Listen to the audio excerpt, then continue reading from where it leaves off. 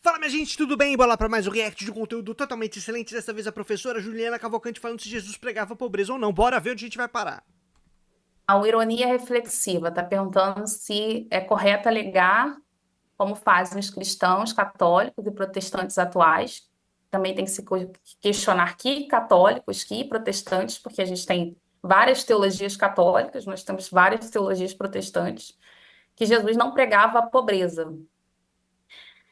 Olha, o reino de Deus, ironia reflexiva, ele é instaurado dentro de um tripé. Então, estou falando do reino de Deus, ou seja, ligado ao Jesus histórico.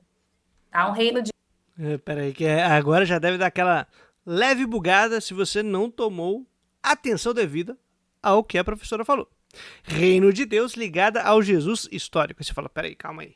Que reino de Deus imediatamente nós imaginamos o quê? Aquele futuro, no além, sabe Deus quando. Mas aparentemente não é disso que se trata. Aparentemente, quando a professora está falando sobre isso, ela está indicando o projeto que Jesus propunha a seu tempo e que denominava enquanto o reino de Deus em oposição, aí eu estou acrescentando, não a professora que disse isso, ao reino deste mundo ou ao reino vigente, ao reino que está aí. Então, há um conflito entre dois reinos distintos e aparentemente tem um que está sendo proposto por Jesus, diferente do outro, e ela diz que está baseado num tripé. Espero que não seja o tripé macroeconômico. De todo modo, se você gosta do tipo de conteúdo que a gente desenvolve por aqui, não esqueça de curtir esse vídeo, fazer o seu comentário, divulgar e espalhar a palavra por aí e também dar uma olhada na descrição desse vídeo, onde além de apoiar o meu trampo de alguma maneira, fazendo os nossos cursos, dando uma força lá no Apoia-se, mandando um Pix, salva vidas Pix, também acompanhando o trampo da professora Juliana. Você segue lá, acompanha que vale muito a pena, conteúdo totalmente excelente. Bora lá.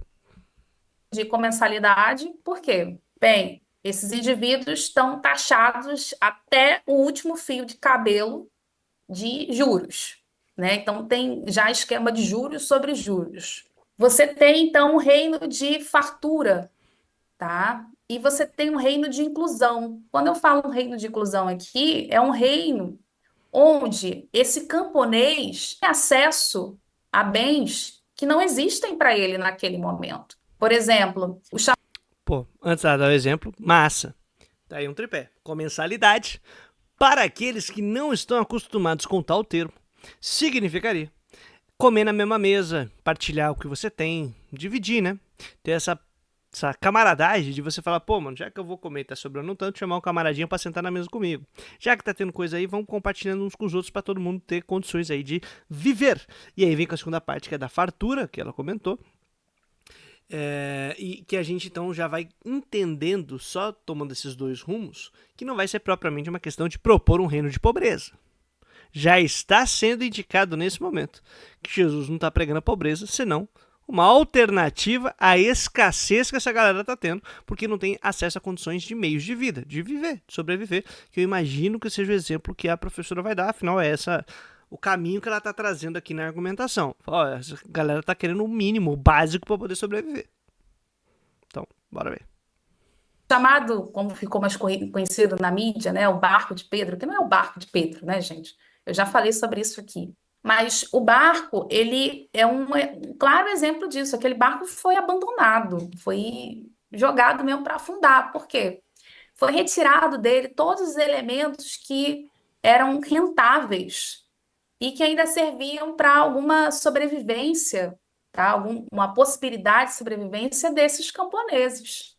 Então, as situações são muito precárias. Por isso, essa ideia de insatisfação, essa ideia também de traição por parte dessas elites que são pró-governantes estrangeiros. Ao mesmo tempo, um grupo farisaico que se demonstrou inoperante para as mediações entre as questões populares, né, as questões trazidas pelas massas e essas elites nacionais e estrangeiras. Tá? Então, seria dessa forma que a gente deveria ler esse movimento de Jesus, ou do Jesus histórico. Não, então, não é para você ser pobre, mas é no sentido de que o pobre, né, dentro da passagem de Marcos, é aquele que está mais fácil dentro do reino de Deus, porque ele é justamente o que não tem nada. Então, ele se agarra a esses tempos imemoriais em que não há uma intermediação, não há corrupção, né? Não há grupos estrangeiros nem nacionais, tirando tudo desse pobre. Só tem Yahvé, e a terra pertence a Yahvé. Por outro lado, a gente também observa nesse dito sobre o jovem, que no caso seria então esse rico, né? Opa, peraí, então são duas coisas. O primeiro é o pobre, que provavelmente é aquele que é mais fácil, é que já participa do reino. O reino é para os pobres. O reino de Deus é o reino dos pobres. Seja aí bem-vindos, pobres. Cola mais com nós. Por quê? Porque afinal é o reino para vocês que não estão satisfeitos. E aí o que me parece que a professora está indicando pra gente, eu posso estar equivocado, mas é que existe então, dentro dessa fricção, desta tensão entre camadas e grupos sociais, talvez se a gente quisesse utilizar um termo como luta, e talvez falando sobre classes, não sei, quando a gente vê no meio desses conflitos entre o império, os governantes, insatisfação popular, reação dessas pessoas para tentar transformar a realidade, um espaço propício para surgir um tipo de discurso que propõe um outro reino, não só discurso como prática, e prática contestatória da ordem. Disso aí surge então essa proposta de Jesus, que quando fala para os pobres, não fala pobre, continue sendo pobre. Fala, vem cuidar dos pobres porque o pobre deixa de ser pobre. E aí, o oposto de pobre não é rico. Oposição à pobreza é vida digna. Riqueza é alguém que acumulou e tem mais do que deveria. O pobre é alguém que não tem o necessário e o que precisaria para poder viver e desfrutar da vida. Não teria uma vida digna. Fica aí para reflexão. Esse governante, por isso que eu chamei a atenção da passagem de Lucas, que frisa a expressão príncipe, ou seja, a atenção ali é essa, é como você, governante, você príncipe, que está no espaço urbano, que dialoga com essa estrutura estrangeira, que há muito tempo concorda com essas altas taxas, vai entrar nesse reino que está querendo agregar gente que vocês expulsaram. Então, é uma situação que, como mostrasse assim, olha, é difícil negociar porque você que levou a essa situação. Ou seja, o ponto que nós chegamos é justamente por você nunca ter olhado para a gente. Pelo contrário, é você só ter se beneficiado. Então, não adianta você só olhar a Torá, você também precisa praticar essa Torá. A Torá não diz lá em Levítico, lá em Deuteronômios, de que a terra pertence a Yahvé. Os textos, né, a Torá oral e a Torá escrita não estão falando em normas práticas de como que esses juros, esses aluguéis devem funcionar. Por que que você prefere, então, criar outras taxas? Você prefere seguir a tributação desses governos estrangeiros? E isso é sensacional também. Porque o que se trata? De recuperar determinados valores dentro da tradição e trazê-los para o enfrentamento atual. E aí o pessoal, então, vários grupos de diferentes maneiras fizeram isso aos tempos ali do que nós chamamos de primeiros tempos da era cristã, afinal, depoismente foi transformado o ano zero, o ano do nascimento de Jesus. Então, mas nesse período a galera está vivenciando já fluxos, refluxos de uma série de movimentações e mobilizações contra lutas aliás, em lutas contra estrangeiros e contra invasões estrangeiras constantemente. E tentando recuperar então a base aí de sua maneira de viver e de reproduzir a vida. E aí, muitas das classes e das camadas populares, do pessoal mais excluído ainda, começa a se apegar nesses valores para tentar contestar a ordem e colocar aquilo que é imposto sobre eles contra quem os impõe. Porque o lance tem um templo que diz que você deve fazer, por exemplo, sacrifícios uma vez por ano. Só que o camarada tem que pagar um monte de imposto, tem juros sobre juros, dos juros, dos juros, dos juros, tem um monte de coisa rolando e ele não tem condições de viver e sobreviver. O que ele vai fazer? Pegar o que sobrou para poder se alimentar, alimentar os filhos ou vai levar a fazer o sacrifício? Vai cuidar dele e da família. E aí, se ele não leva para fazer o sacrifício, sabe o que acontece? Ele não está em débito. Isso. Com a sociedade. Ele está em débito com a sociedade, está devendo para a sociedade.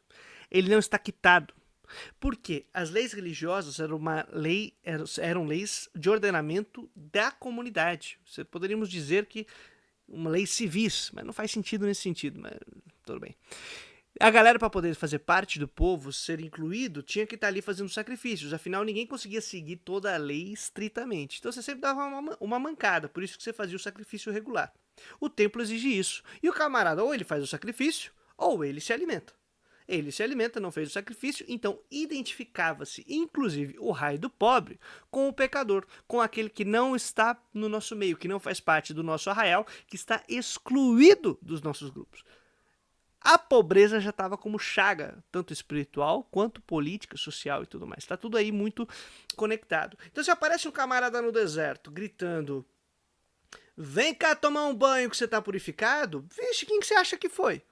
Os pobres, a galera toda, encostou lá e começou então a tomar banho e falar: estamos purificados, estamos livres. Começa a surgir então um novo ordenamento para inclusão social, inclusão popular, a criação de um povo paralelo dentro do povo.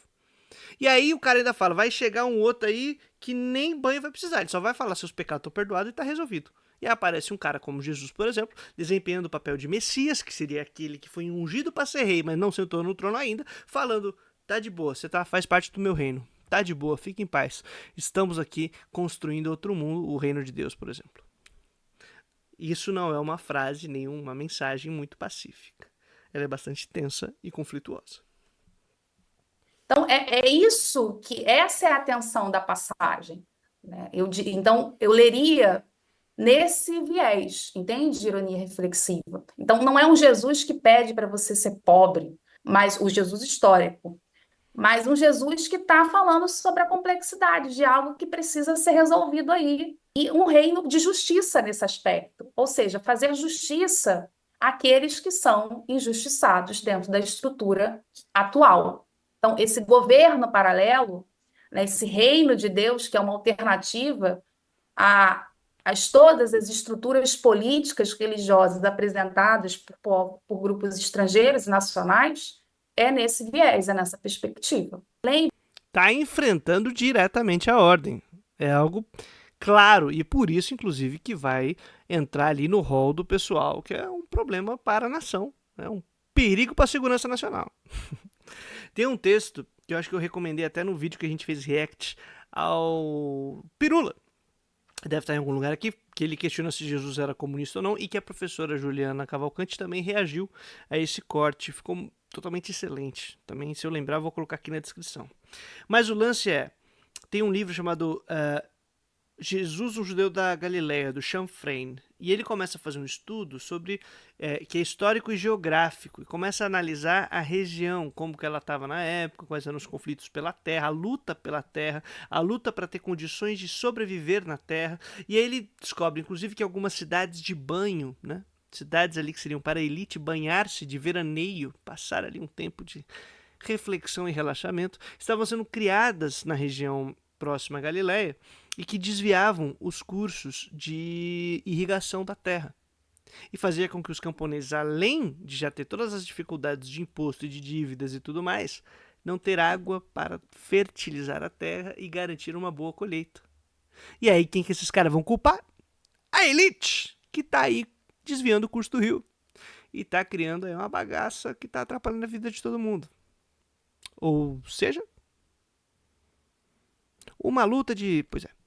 Lembrem-se, Jesus não é o único, tá? De novo, se você abre o livro do Richard Holley, que eu acho muito legal a tabela que ele tem uma série aqui, ó, de personagens que são, enfim, explicitados de que fazem esses movimentos. Ele foi mais um, tá, gente? Então lembrem-se, é um movimento que, enfim, está quase epidêmico, né? Não sei se deu para ver aí direito, mas as tensões que estão ocorrendo, até porque elas não são de hoje, no sentido, ela começou ali com Jesus, ela tinha só 2 anos, 3 anos. A gente já está falando de tensões que já estão se arrastando, inclusive, há séculos. Tá? Então, por isso sempre houve esse ambiente de muita tensão dentro desse território. Tá? Mas lembrem-se, essa tensão também perpassa por essa perspectiva, tá, de uma elite urbana que é conivente com essas estruturas desiguais e também concorda com o processo de helenização, tá? Enfim, toda essa estrutura descrita aqui já.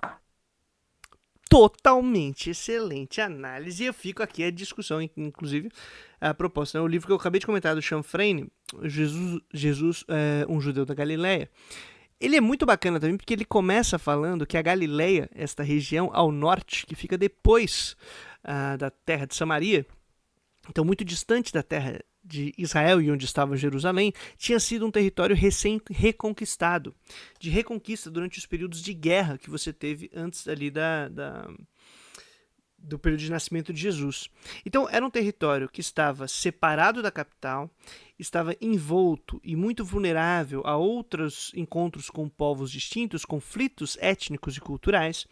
Ele tinha entre um território e outro Samaria, que era um grupo também semita, também de judeus, vamos dizer assim, não sei se posso dizer assim, não, de semita, também semita, mas que tinha uma tradição distinta dos judeus ali da região de Israel. Então eles conflitavam, né, da Judeia. O pessoal da Judeia e o pessoal de Samaria eram tretados.